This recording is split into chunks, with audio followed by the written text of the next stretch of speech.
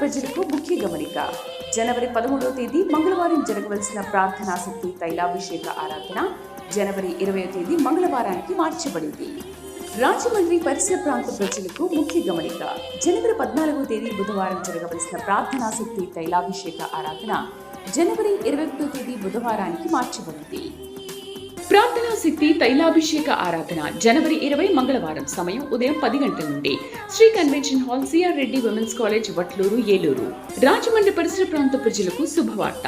ప్రార్థనా శక్తి తైలాభిషేక ఆరాధన జనవరి 21 బుధవారం. సమయం ఉదయం 9 గంటల నుండి. స్థలం airport road, quarry market, Renuka apartment దగ్గర, రాజమండ్రి.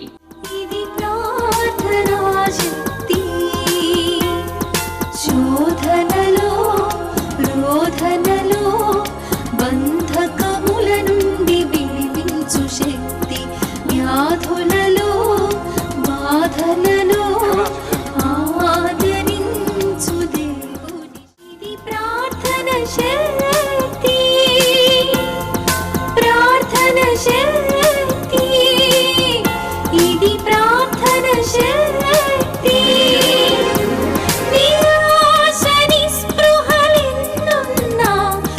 శాంతి ఇది ప్రార్థనా శక్తి. శోధనలో రోధనలో బంధకముల నుండి విడిపించు శక్తి, వ్యాధులలో బాధలలో ఆదరించు దేవుని. యేసయ్య నామములో మీకు వందనాలు తెలియపరుస్తూ ఉన్నాను. ప్రియులరా, ఈ దినము కొరకు దేవుడు సిద్ధపరిచిన వాగ్దానాన్ని మనం స్వాధీనపరచుకుందాం. పరిశుద్ధ గ్రంథంలో నుండి యెషయా గ్రంథము 43వ అధ్యాయము 13వ వచనం ద్వారా ప్రభు మిమ్మల్ని దర్శిస్తూ ఉన్నారు. ఐజయా చాప్టర్ 43 వర్స్ 13లో థర్డ్ లైన్ అండర్లైన్ చేసుకోండి. నేను కార్యము చేయగా త్రిప్పువాడెవడు? ఆయన కార్యము చేయటం మొదలుపెట్టాడు. ఆయన గొప్ప దీవెన నీకు ఇవ్వటం మొదలుపెట్టాడు. అది పాడి నుండి, పంట నుండి, లేకపోతే చెరువుల నుండి, కొబ్బరి తోటల నుండి, లేకపోతే గనుల నుండి, లేకపోతే ఉద్యోగంలో నుండి, వ్యాపారంలో నుండి అనేక రీతిలుగా దేవుడు ఒక బలమైన ఆశీర్వాదాన్ని ఇవ్వబోతున్నాడు. అది రాకూడదని నీకు సంబంధించిన శత్రువులు చాలా ప్రయోగాలు చేస్తున్నారు. అయ్యో, ఈ మనుషుడేమో నన్ను ఆపుతాడేమో, నాకు వచ్చే ప్రమోషన్ ఫలానా వ్యక్తి బ్రేక్ చేస్తారేమో, లేకపోతే నాకు వచ్చే ఆశీర్వాదం రాకుండా చెడ్డ మాటలు ఎవరైనా చెబుతారేమో, నేను పొందుకునే వరకు నమ్మలేకపోతూ ఉన్నాను, అది నాకు వస్తుందా, నేను పొందుకుంటానా, నా చేతికి వస్తుందా, విన్నాను నాకే వస్తుందని, కానీ నాకు ఆ విజయం వస్తుందా. ఈ మధ్యలో ఎంతమంది శత్రువులు ఉంటారు, వారందరినీ దాటి నా దగ్గరికి వచ్చిందంటే నిజంగా అది దేవుని కార్యం అవుతుంది అని అనుకుంటున్నావు, భయపడుతున్నావు. వస్తుంది అనుకుంటున్నావు, రాదని మాత్రం ఎక్కువగా భయపడుతున్నావు కదా. ఈరోజు పరిశుద్ధాత్ముడు నీతో మాట్లాడుతున్నది ఏంటంటే, ఆయన కార్యము చేయగా దానిని ఎవడైనా పక్కకి డైవర్ట్ చేయగలడా? లేదే. ఎందుకంటే మానవుడు దేవుని కంటే బలవంతుడు కాడు. మానవుడి కంటే గొప్ప బలవంతుడు రాజులకు రాజైన యేసు ప్రభు. ఆ యేసు క్రీస్తు ప్రభువారే నీ పట్ల గొప్ప కార్యం చేయబోతున్నారు. ఆయన ఇవ్వగదని ఎవరు ఆపలేరు. నాకు గర్భఫలం వస్తుందా, ఏమో ఇలాగ అయిపోయింది, అలాగ అయిపోయింది, ఇన్ని ప్రాబ్లమ్స్ ఉన్నాయి. దేవుడు మార్గము సరళం చేసినప్పుడు దానిని ఎవరు కూడా బ్రేక్ చేయలేరు. ఏ రోగము అడ్డు రాదు. ఎంత పెద్ద శోధన వచ్చినా అంతా పోయిందేమో, అయిపోయిందేమో అని అనుకున్నా కానీ ఆయన కార్యము చేసి నిన్ను సాక్షిగా నిలబెడతాడు. ఈరోజు చాలా స్ట్రాంగ్గా చెప్తా ఉన్నాడు. ఏంటంటే ఐజయా 43:13లో థర్డ్ లైన్, నేను కార్యము చేయగా త్రిప్పివేయవాడెవడు? నేను కార్యము చేయగా త్రిప్పివేయవాడెవడు? ఎవడు తిప్పలేడు. ఈ పెళ్లి జరుగుతుందా? ఈ సంబంధం ఓకే అవుతుందా? ఏమో చెప్పలేము. వారు వెళ్ళిపోయారు, వాళ్ళు ఫోన్ చేయలేదు, చూసుకుని వెళ్ళారు, చెప్తా ఉన్నారు. ఎవరైనా ఏదైనా చెప్పారేమో, ఎవరైనా దీనికి జరగకూడదని చెప్పారేమో, లేని నిందలేసారేమో. ఎవరు చెప్పినా చెప్పకపోయినా ఈ కార్యము దేవుడు జరిగిస్తున్నాడు. నీతోనే దేవుడు మాట్లాడుతున్నాడు. ఈ కార్యము దేవుడు జరిగిస్తున్నాడు. నీ చేతి ద్వారానే దేవుడు జరిగిస్తున్నాడు. బలమైన ఆశీర్వాదం నీ కన్నులారా చూస్తావు, ఎలుగెత్తి ప్రభుని స్తుతిస్తావు. దేవుడు నీకు తోడై ఉండును గాక. ఆమేన్. ఓకే, వాక్య భాగంలోకి వెళ్దాం. యెషయా గ్రంథం 60వ అధ్యాయము 10వ వచనం చదవండి. నేను ప్రార్థిస్తున్నాను, దేవుడి మాట మీకు తెలియపరచమని చెప్పాడు. అన్యులు నీ ప్రాకారములను చూడండి. యెషయా గ్రంథం ఐజయా చాప్టర్ 60 వర్స్ 10. అన్యులు నీ ప్రాకారములను కట్టుదురు, ఆ వారి రాజులు నీకు ఉపచారము చేయుదురు. ఏలయనగా నేను కోపపడి నిన్ను కొట్టి తిని గాని కటాక్షించి నీ మీద జాలి పడుచున్నాను. ప్రార్థనలో దేవుడు మన బయలుపరిచింది ఏంటంటే, నీ మీద కోపపడ్డాడు, ఒప్పుకున్నాడు. ఏమంటున్నాడు? కోపపడ్డాను. ఆయన కోపపడినప్పుడే మనకు శ్రమలు వస్తాయి. ప్రభువా నన్ను చూడవా, నా ప్రార్థన వింటలేదా, నువ్వు లేవా నాతోటి, మనం గొడవాడతాం కదా. అయినా సరే ఆయన ఏమి వినలేనట్టున్నాడు. ఎందుకంటే ఆయనకి నీ మీద కొంచెం కోపం ఉంది. కోపం ఎప్పుడు వస్తుంది చెప్పండి? కోపం ఎప్పుడు వస్తుంది? చెప్పిన మాట వినకపోతే, తండ్రి చెప్పిన మాట వినలేదనుకోండి బిడ్డ, ఎవరి కోపం వస్తుంది? తండ్రి కోపం వస్తుంది. తండ్రికి చెప్పిన మాట ఏంటి? నవ్వుతూ అన్నీ పెడతాడు, చాక్లెట్లు పెడతాడు, బిస్కెట్స్ ఇస్తాడు, అడిగినన్ని తెస్తాడు. అదే మనం బాధ పెట్టామనుకోండి తండ్రిని, తండ్రి ముఖములో నవ్వు ఉండదు. మనల్ని ముద్దాడటానికి కూడా ఇష్టపడ్డాడు ఆయన. ఇష్టపడతాడా? అలాగనే పరమ తండ్రికి ఏ విషయములో నీవు మనసును గాయం చేసేవో తెలియదు, కానీ తెలుసు చేసేవో తెలియక చేసేవో, లేకపోతే ఆయన ఉన్నాడన్న కార్యములు జరిగిస్తాడన్న నమ్మకం విషయంలో అవిశ్వాసములో ఉన్నావేమో, విశ్వసించకపోవటం కూడా ఆయనకి బాధ అవుతుంది. ఎలాగైనా సరే ఎక్కడ చిన్న మిస్టేక్ చేసాం, అందుకే కొన్ని ఇబ్బందులు గాయాలు తగిలినాయి. అయితే దేవుడు నీకు ఇస్తున్న మాట ఏంటంటే, కోపపడ్డాడు కానీ ఇప్పుడు నిన్ను కటాక్షించుచున్నాడు, అందుకు నీ పట్ల జాలి పడుతున్నాడు. అందుకనే అక్కడ జరిగేది ఏంటంటే, అన్యులు నీ ప్రాకారము కట్టుతారు. హల్లెలూయా. ఈ వాగ్దానం, ఈ మాట యెరూషలేము గురించి మాట్లాడుతూ ఉన్నాడు. యెరూషలేములో ఇశ్రాయేలీయుల ప్రజలు దేవునికి విరుద్ధముగా జీవించిన పరిస్థితులను బట్టి దేవుడు వారిని అన్యులకు అప్పగించాడు. వేరే రాజులకి, బబులోను వారికి, శత్రువులకు అప్పగించాడు. వారు బంతి ఆడినట్టు ఆడేసుకున్నారు ఇశ్రాయేలీయులు. తర్వాత వారు ఏడ్చారు, తప్పు అయిపోయింది, క్షమించు దేవా, నీ మీదే ఆనుకుంటాం, నిన్ను నమ్ముకుంటాం అని అనుకున్నప్పుడు మరలా దేవుడు వారి మీద జాలి చూపించి మరలా వారిని యెరూషలేముకి తోడుకుని వచ్చి వారిని దేవుడు అక్కడ ఆశీర్వదించాడు. ఆ చరిత్ర ఈ కృపాకాలంలో నీతో దేవుడు మాట్లాడుతున్నాడు.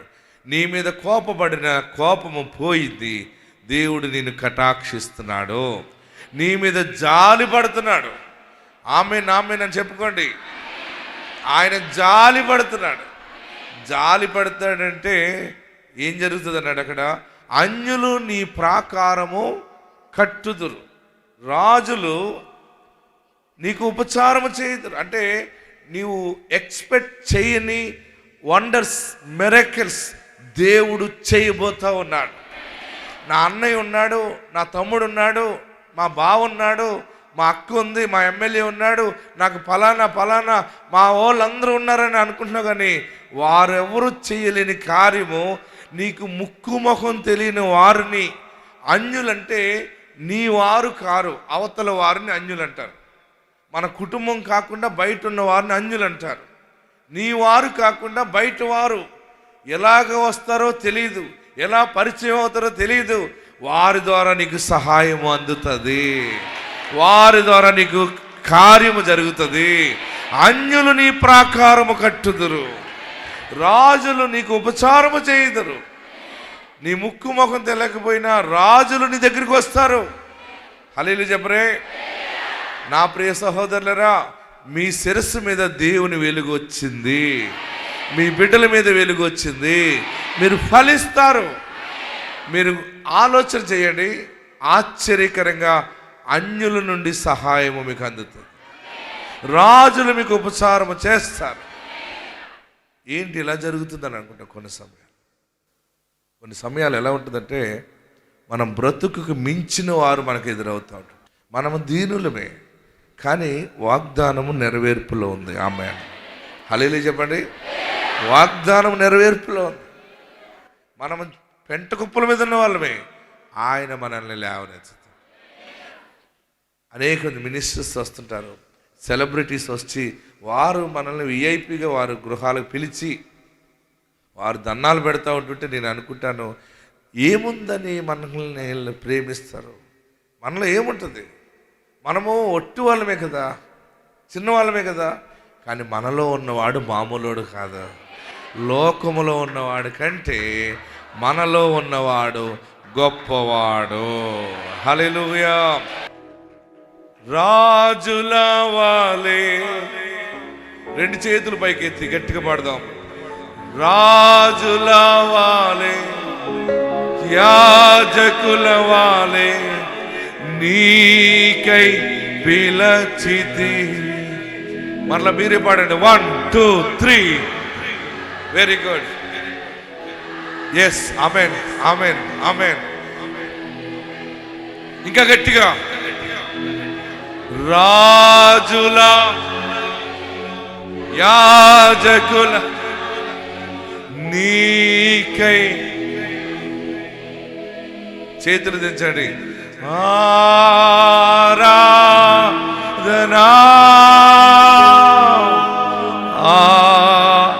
ఆరాధనా.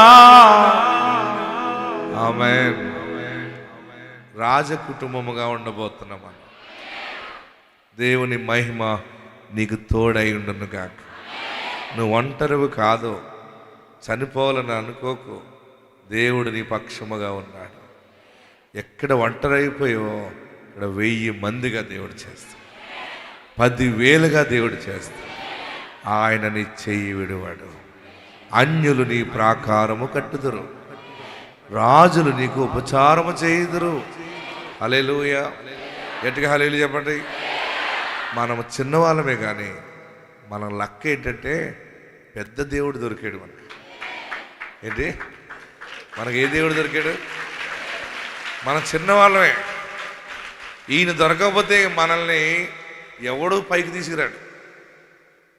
మనకి ఏ దేవుడు దొరికాడు? మనం నిలబెట్టే దేవుడు కాదు ఈయన. ఆయన మనల్ని నిలబెట్టడానికి దొరికాడు. మనకు ఎదురొచ్చిన దేవుడు, పరము నుండి దిగి వచ్చిన దేవుడు, పెద్ద ప్రేమమయుడు యేసు దేవుడు. ఆమేన్.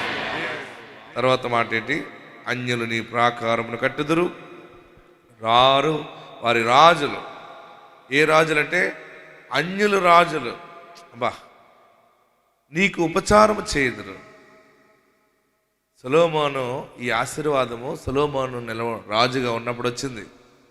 ఆయన పరిపాలన చేస్తున్నప్పుడు తండ్రి దావీదు తర్వాత సొలొమోను, వారు దావీదు కుమారుడు రాజు అయినప్పుడు ఎలా పరిపాలించాలి ఏంటి?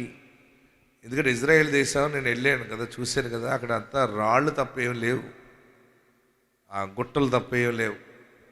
అక్కడ వారికి రెవెన్యూ పెద్ద లేదు. అక్కడ ఏమి సంపద, ఒక్కొక్క దేశంలో ఒక్కొక్కటి ఉంటుంది సంపద. మనకి వరి, ఈ ధాన్యాలు ఉంటాయి. కొన్ని గల్ఫ్ కంట్రీస్కి ఏమో ఫ్యూయల్ వస్తుంది, డీజిల్ పెట్రోల్ వస్తుంది. కొన్ని దేశాలకి ఏ ఉండవు. ఇజ్రాయెల్ దేశంలో ఏమీ లేదు. అయితే దేవుని ఆశీర్వాదం చూడండి. సొలొమోనుకి జ్ఞానం ఇస్తే ఆ జ్ఞానమును గురించి విని ఆ చుట్టుపక్కల రాజులు వచ్చేవారట. సొలొమోను జ్ఞానమును చూడటానికి, వినటానికి, జ్ఞానముగా తను కట్టిన ఆ రాజ్య విధానాన్ని, ఆ బిల్డింగ్స్ని, ఆ కోటని చూడటానికి వస్తే షేబాదేశపు రాణి యొక్క మొత్తం బంగారం అంతా పట్టుకొచ్చేసింది, వజ్ర వైడూర్యాలు తెచ్చేసింది, సొలొమోనుని పరీక్ష చేసింది. షేబాదేశపు రాణి ఏమందంటే, సొలొమోనా, నీ గురించి ఉన్నది తక్కువ, కళ్ళతో చూసింది చాలా ఎక్కువ. అవునా మానేటప్పటికి నీ జ్ఞానానికి నీ దేవుడు నిన్ను ఆస్వాదించిన దాన్ని నేను సంతోషపడుతున్నాను. నీకు మా దేశం నుండి బంగారం తెచ్చారని బంగారం ఇచ్చేసింది. వజ్ర వైడూర్యాలు. ఆ చుట్టుపక్కల ఉన్న రాజులందరూ కూడా 2 నెలలు 3 నెలలు ప్రయాణాలు చేసి వాడ మీద ఇజ్రాయేల్ దేశానికి వచ్చి ఆ రాళ్ళ మీద డబ్బులు పోసేసిపోయారు అందరూ. రాయిలాగా ఉన్న నీ బ్రతుకు, ఎండిపోయిన నీ వ్యాపారము, నీ విధానము, దేవుడు వారి రాజులను నీ దగ్గరికి తోడుకొని వస్తూ ఉన్నాడు. అన్యులు నీ ప్రాకారము కట్టదు, వారి రాజులు నీకు ఉపచారము చేయుదురు. ఎందుకంటే దేవుడు ఇప్పుడు నిన్ను జాలిపడుతున్నాడు, నిన్ను కటాక్షిస్తున్నాడు. నీ మీద కోపం పోయిందంతే. భర్తకి భార్యకి కోపం వచ్చిందనుకోండి, ఏం చేస్తుంది? మహిళ ఏం చేస్తారు? భార్యకి కోపం వచ్చిందనుకోండి, టీ పెట్టదు అంతే, వంట ఉండదు, బిగిసిపోతుంది. ఏం చేస్తుంది? లేకపోతే అన్నం రైస్ వండి అలా పాడేస్తుంది అంతే. అక్కడ ఆవకాయ గిన్నెటి పాడేస్తుంది.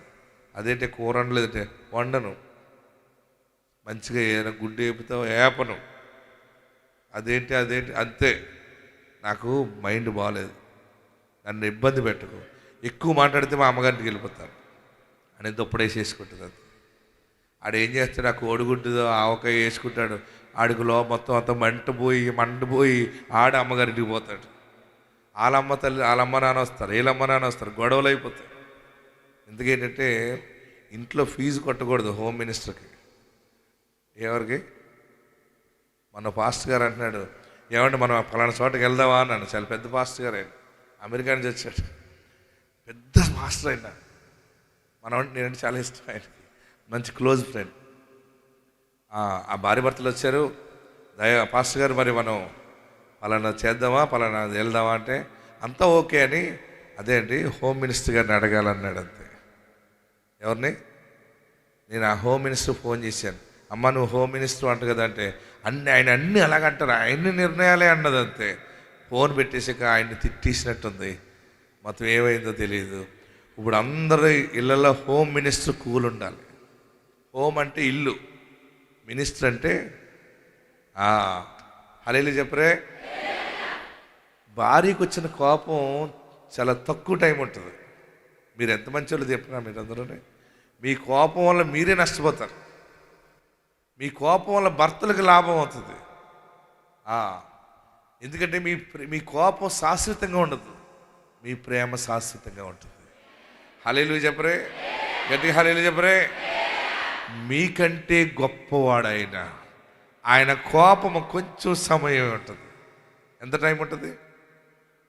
బైబిల్లో మీరు మీ ఇంట్లో ఎవరి మీద కోపపడినా, మీ ఆయన మీద, మీ పిల్లల మీద, ఫ్రెండ్స్ మీద, అది ఎంతవరకు ఉండాలని రాశాడంటే, సూర్యోదయం అప్పుడు కోపపడితే సూర్యాస్తమయ్యేటప్పటికెల్లా నువ్వు సమాధానం పడిపోవాలి. లేదా సూర్యాస్తమైనప్పుడు నీకు కోపపడితే ఉదయానికల్లా సమాధానం పడిపోతే పాపం ఉండదని రాశాడు. కానీ నీవు ఏం బాధ పెట్టావో తెలియదు, కానీ నీ మీద కోపపడటం వల్ల కొన్ని కార్యాలు లేట్ అయినాయి. ఈరోజు తన సేవకుడి ద్వారా మాట్లాడుతున్నాడు, నీ మీద కోపం పోయింది, నీ మీద జాలి పడుతున్నాడు కనుక అన్యులు నీ ప్రాకారము కట్టుదురు, వారి రాజులు నీకు ఉపచారము చేయుదురు, ఆత్మ మీకు తోడై ఉండును గాక. అందరూ లేచి నిలబడండి, ప్రార్థన చేసుకుందాం. ప్రభువా, నా మీద కోపం పోయింది, నీకు జాలి పడుతున్నావు.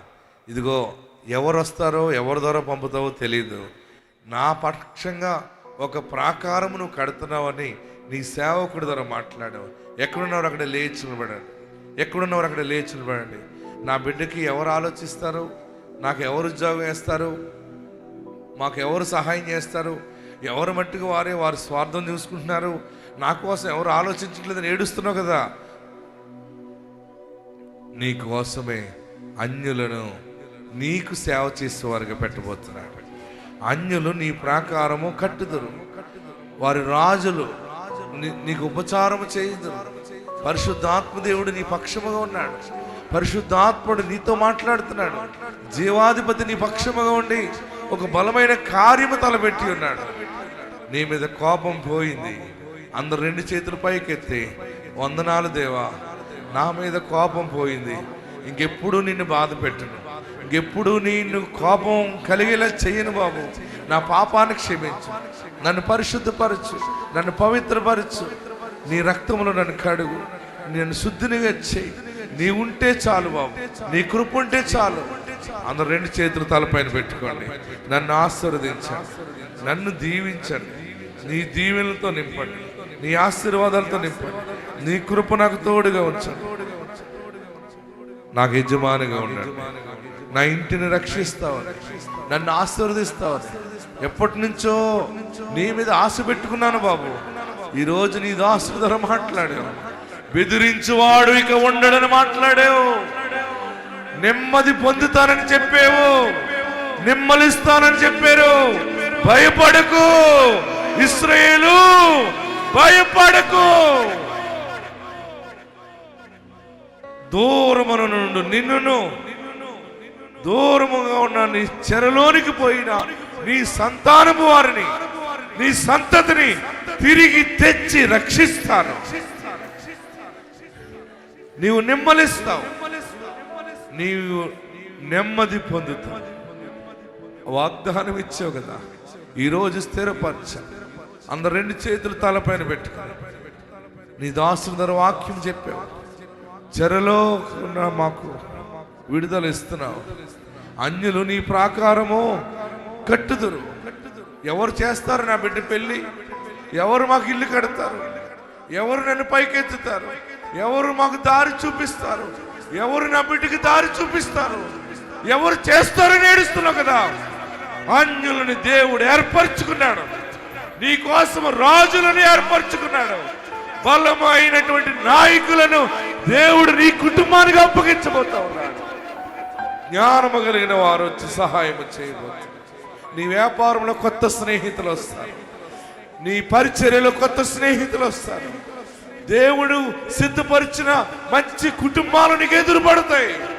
బెదిరించువాడు లేడు. దీవెనలు వెంబడి దీవెనలు పొందుకుంటావు, ఆశీర్వాదం ఆశీర్వాదాలు పొందుకుంటావు. నా పాపాలు క్షమించేస్తాయని బలమైన కార్యము దేవుడు నీ పట్ల జరిగిస్తావు. బలమైన కార్యము దేవుడు జరిగిస్తా ఉన్నాడు. ఆయన నిశ్చయి విడువ. అందరూ నమస్కరించండి, అందరూ నమస్కరించండి. నాతో మాట్లాడినందుకు నీకు వందనాలు. నన్ను ఆశీర్వదించండి, నీ ఆత్మతో నన్ను నింపండి, నీ బలముతో నన్ను నింపండి. హల్లెలూయా, హల్లెలూయా, హల్లెలూయా. ఏలూరు పరిసర ప్రాంత ప్రజలకు ముఖ్య గమనిక. జనవరి 13వ తేదీ మంగళవారం జరగవలసిన ప్రార్థనాశక్తి తైలాభిషేక ఆరాధన జనవరి 20వ తేదీ మంగళవారానికి మార్చబడింది. రాజమండ్రి పరిసర ప్రాంత ప్రజలకు ముఖ్య గమనిక. జనవరి 14వ తేదీ బుధవారం జరగవలసిన ప్రార్థనాశక్తి తైలాభిషేక ఆరాధన జనవరి 21వ తేదీ బుధవారానికి మార్చబడింది.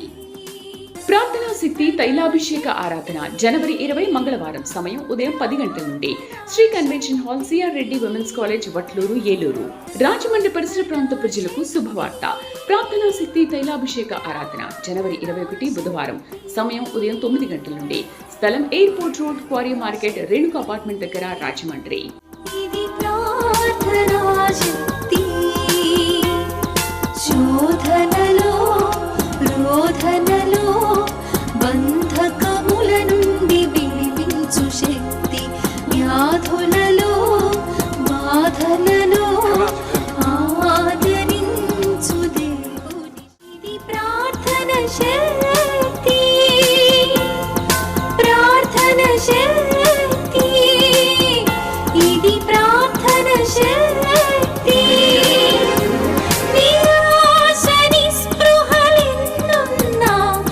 శాంతి ఆపదలైనను ఇది ప్రార్థనా శక్తి. శోధనలో రోధనలో బంధకముల నుండి విడిపించు శక్తి.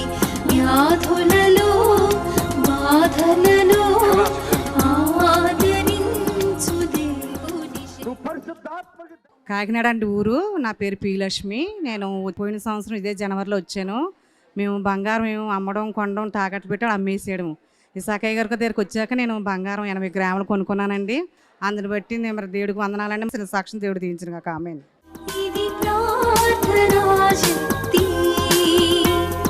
శోధనలో రోధనలో